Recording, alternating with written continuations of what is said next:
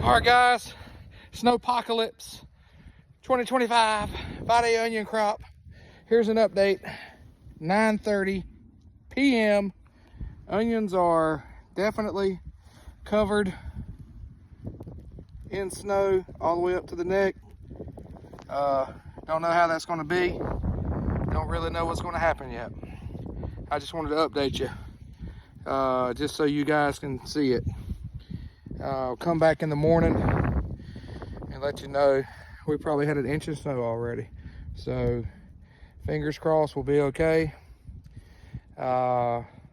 It's cold out here. It's 29 degrees, and I'm ready to go get my butt in the bed.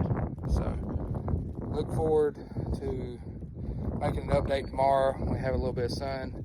You can see what's going on. Thank y'all.